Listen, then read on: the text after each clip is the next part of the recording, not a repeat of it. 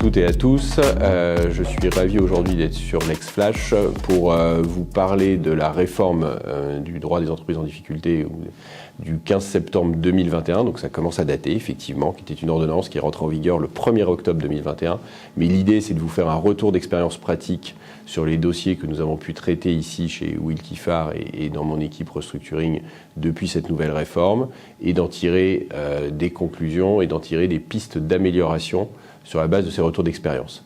De façon assez intéressante, de toute façon, dans notre domaine, on a des réformes tous les 5 ans, donc on sait qu'il y a une nouvelle réforme qui va arriver.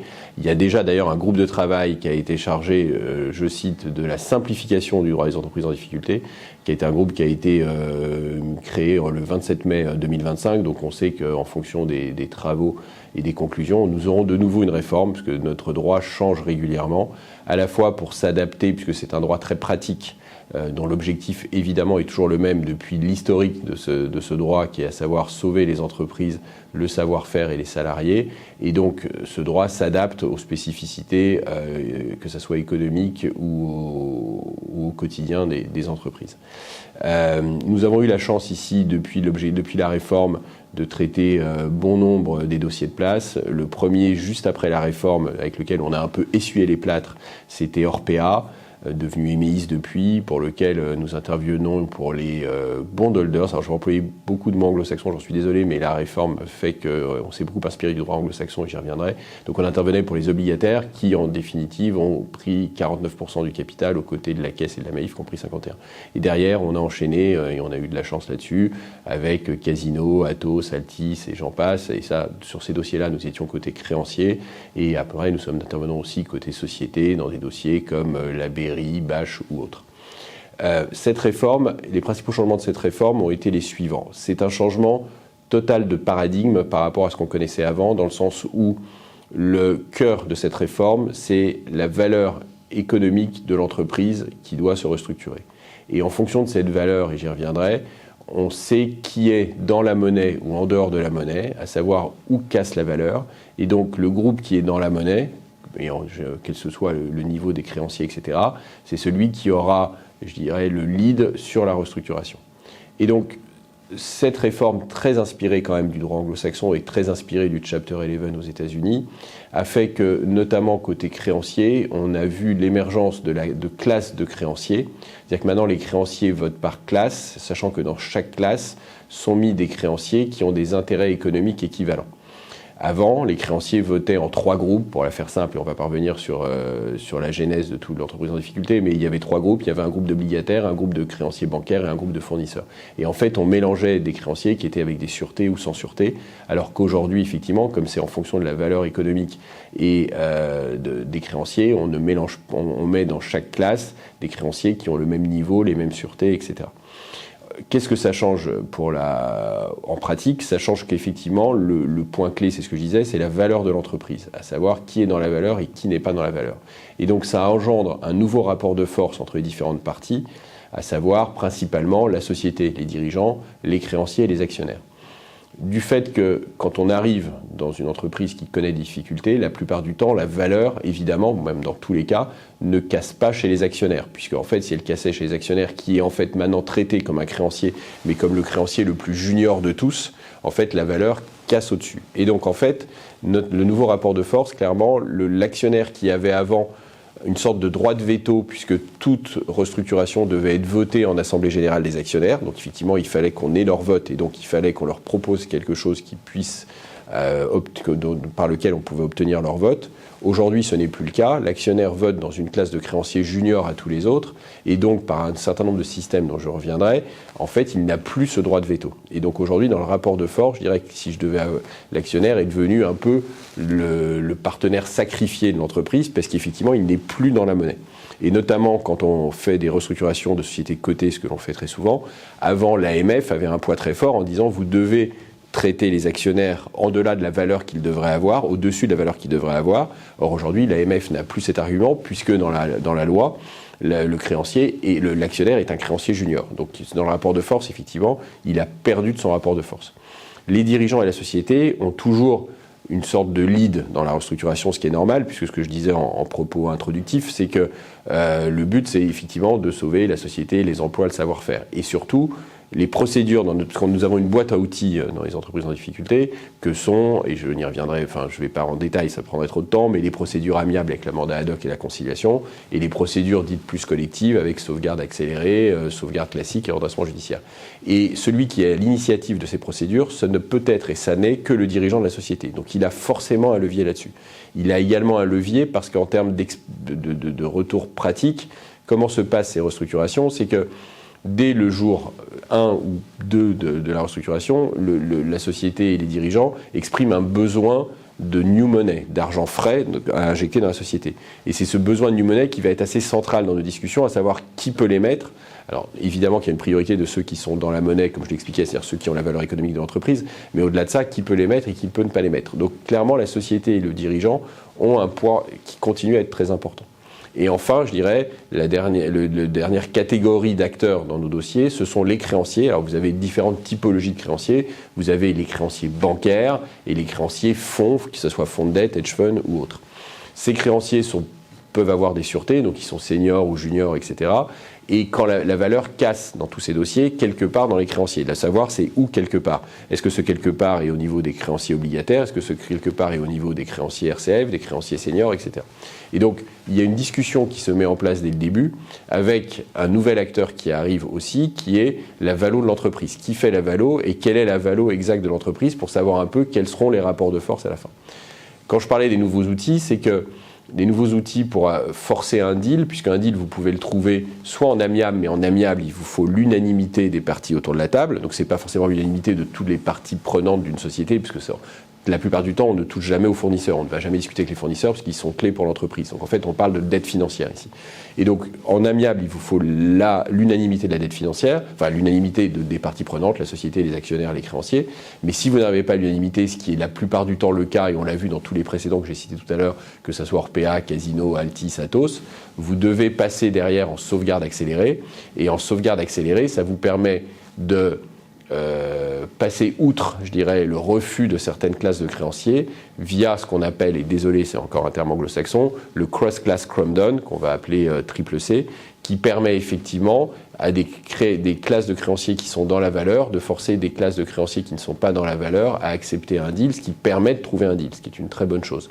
Et après, vous avez un autre concept, et encore une fois une expression anglo-saxonne, qui est le best interest test, où en fait, si vous devez absolument désintéresser une classe senior dans la totalité si vous voulez donner quelque chose à une classe plus junior. Tout ça est très technique, mais c'est juste pour avoir les grands aspects de la réforme. Et vous avez un dernier point sur la réforme qui était intéressante, c'est que si vous mettez de l'argent frais pendant une procédure de sauvegarde ou de sauvegarde accélérée, vous pouvez bénéficier de ce qu'on appelle un privilège de post-money, c'est-à-dire comme vous mettez un argent à risque, ça vous permet derrière, s'il devait y avoir un nouveau restructuring, d'être protégé et qu'on ne puisse pas vous imposer, comme je viens de l'exposer, des efforts si vous ne le souhaitez pas.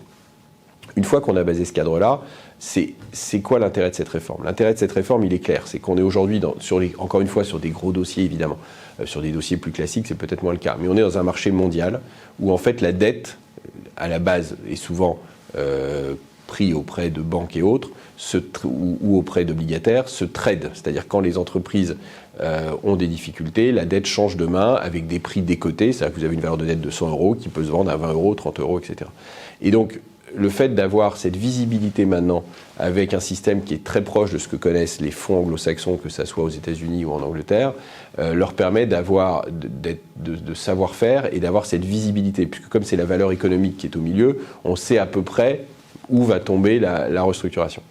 Après, il peut y avoir, on peut rentrer dans une restructuration avec une valeur en tête et en fait, apprenant des mauvaises nouvelles les unes après les autres, puisque l'entreprise est un être vivant et quand elle connaît des difficultés, il peut y avoir des difficultés qui s'amoncellent malheureusement, on peut rentrer en pensant être dans la valeur et pendant la discussion, on est en dehors de la valeur. Je prends l'exemple de Casino. Nous, on était pour ce qu'on appelle les unsecured. Quand on est rentré dans le dossier Casino, on était dans la valeur. Malheureusement, après quelques mois, on était en dehors de la valeur. Donc ça peut arriver aussi. Mais le système fonctionne très bien, donne plus de visibilité et d'objectivité à des restructurations. Et ça permet effectivement de restructurer, encore une fois sur le dossier que j'ai cité, des milliards de dettes avec une vraie efficacité. Maintenant, est-ce qu'on peut améliorer ce système aujourd'hui? Oui, possiblement, et je vais y revenir, et qu'est-ce que nous a appris ce que l'on a pu faire dans tous ces dossiers. D'abord, clairement, je trouve que c'est un système qui marche très bien pour des dossiers de bonne taille. L'ordonnance, elle est très claire, ne s'applique automatiquement les classes de créanciers pour des entreprises qui ont 250 salariés ou plus et qui font 20 millions de chiffre d'affaires ou plus, ou alors le deuxième critère, qui font 40 millions de chiffre d'affaires. Mais on le voit, 20 millions et 40 millions, c'est des seuils qui ne sont pas non plus très élevés. Et donc sur des sociétés de plus petite taille, c'est quand même un système qui est extrêmement complexe à mettre en œuvre. Je ne parle pas de l'amiable, c'est assez facile et ça fonctionne, mais les sauvegardes accélérées, c'est très complexe. Pourquoi ? Parce qu'il faut créer ces systèmes de classes de créanciers, parce qu'en fait la séquence par la pratique, c'est très clair, on discute en amiable, en conciliation. Une fois qu'on voit qu'on a un accord mais qui ne pourra pas être pris à l'unanimité, on rentre dans ce qu'on appelle un lock-up, c'est-à-dire les gens qui sont d'accord avec cet accord signent cet accord. Et ça prend du temps aussi. Et une fois qu'on a ce lock-up, on passe en sauvegarde accélérée parce que dans l'ordonnance, il est marqué que pour pouvoir passer en sauvegarde accélérée, il faut démontrer qu'on a un soutien suffisant des créanciers, d'où l'intérêt du lock-up, parce qu'on peut savoir quel est le nombre de créanciers qui soutiennent l'offre, enfin qui soutiennent le restructuration. Et derrière, on passe en sauvegarde accélérée où il y a le vote des classes de créanciers, etc. Donc le système est très efficace, mais probablement plus complexe que ce qu'on connaissait avant.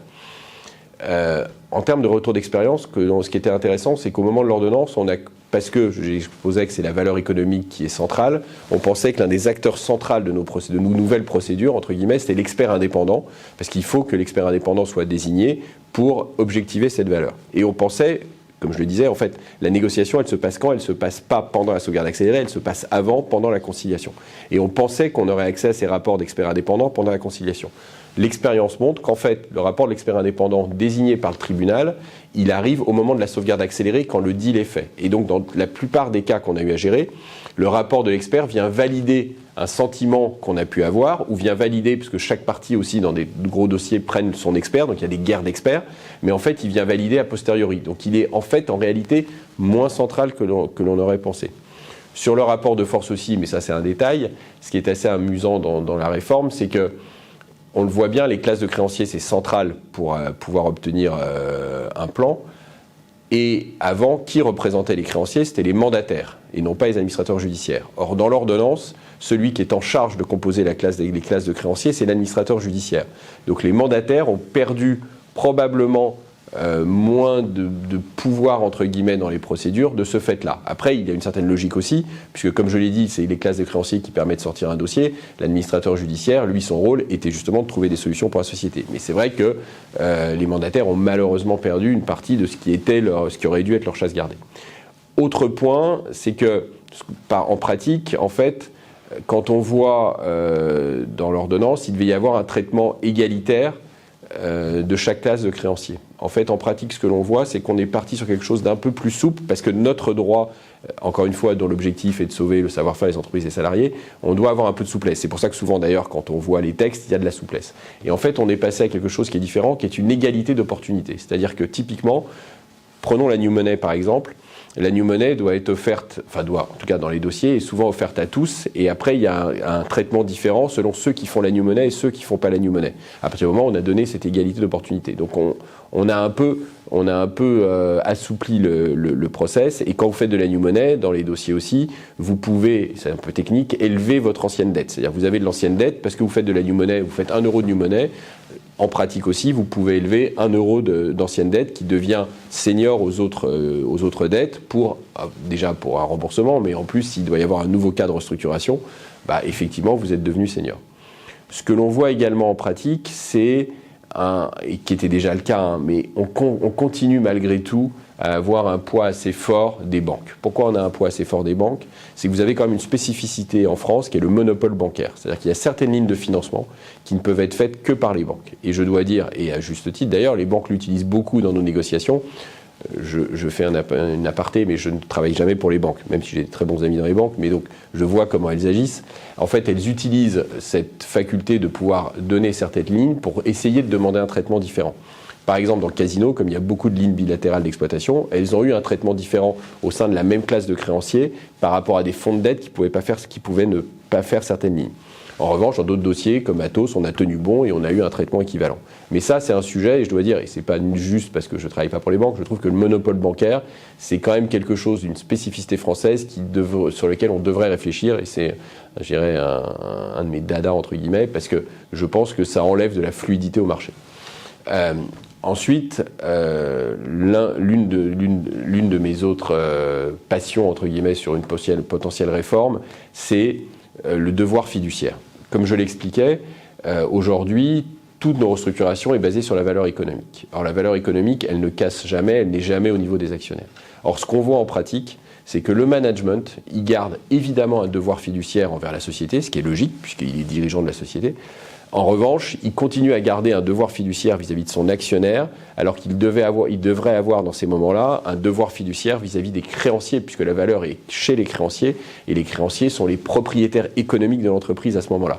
Or ça n'existe pas, parce qu'en pratique, à chaque fois, comment on fait, quand on représente un groupe de créanciers significatif, on écrit des courriers au conseil d'administration. Sincèrement, dans la plupart des cas, ils ne nous répondent même pas. Or, en fait, la valeur économique est chez nous. Donc ça, c'est quelque chose qui manque, je pense, dans la réforme, enfin dans la loi, c'est qu'il faut aller jusqu'au bout du concept de valeur économique. Et ça marche pas très bien. Et puis, peut-être un dernier point, mais qui est un peu plus technique, c'est que quand vous avez des sûretés et que vous êtes un créancier, vous êtes considéré comme voté dans une classe de créanciers seniors.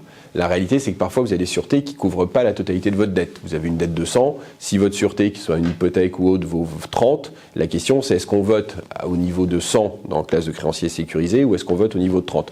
La jurisprudence a réglé certains points, mais je pense qu'il serait bon dans la réforme de l'évoquer précisément pour qu'on ait une sorte quelque chose de clair face à ça.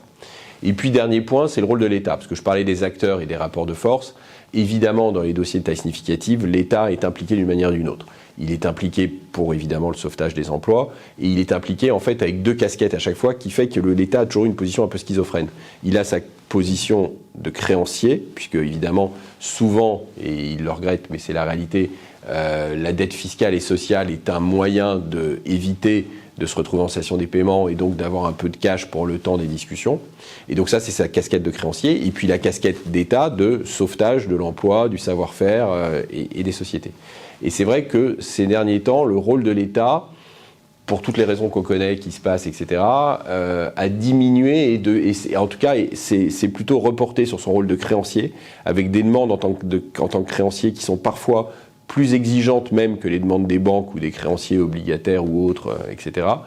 Et en oubliant un peu leur rôle, je dirais, d'État protecteur, etc. Et pourquoi ? Parce que, et c'est pas une volonté, mais à partir du moment où l'État protecteur, c'est aussi mettre de l'argent dans les sociétés, c'est aussi avoir un certain pouvoir sur les autres acteurs, etc., on doit constater ces derniers temps que malheureusement, ce rôle-là est devenu moins fort, et sincèrement, on peut que souhaiter qu'il devienne plus fort, parce que c'est très utile dans nos discussions. Évidemment que sur les gros dossiers, on va aux Syrie, etc., mais c'est très utile dans nos discussions d'avoir un autre acteur qui peut pousser à une solution. En revanche, avec cette nouvelle réforme et ces dernières années, aujourd'hui, il n'y a plus de sujet, notamment côté État, puisque j'en parle, d'avoir des fonds qui prennent le contrôle des entreprises parce qu'ils voient bien que, un, ça fonctionne, et que deux, prenons un exemple d'Atos, par exemple, qui était coté, Atos n'avait pas d'actionnaire de référence avant même la restructuration. Et donc, quand on a pris le contrôle d'Atos, entre guillemets le contrôle, mais en tout cas quand on est devenu les seuls actionnaires d'Atos, puisqu'en fait il y avait 2 banques à la fin et que des fonds de dette, et on a pris 100% d'Atos, à chaque fois dans ces restructurations, et pour l'exemple d'Atos, le plus gros créancier, c'est-à-dire le plus gros fonds, se retrouve avec maximum 5%. Donc en fait, il n'a pas du tout le contrôle. Et donc, quand la société est cotée, ça ne change rien en réalité. Et ça permet quoi ? Ça permet, puisque la dynamique de nos restructurations, c'est la chose suivante, ça permet d'équitiser de la dette, c'est-à-dire qu'en fait, vous avez une dette qui diminue parce que la dette se transforme en capital, et c'est un des moyens de gérer le levier, parce que dans tous ces dossiers, le problème, il y a des problèmes doubles, un problème de besoin de new money et un problème de levier.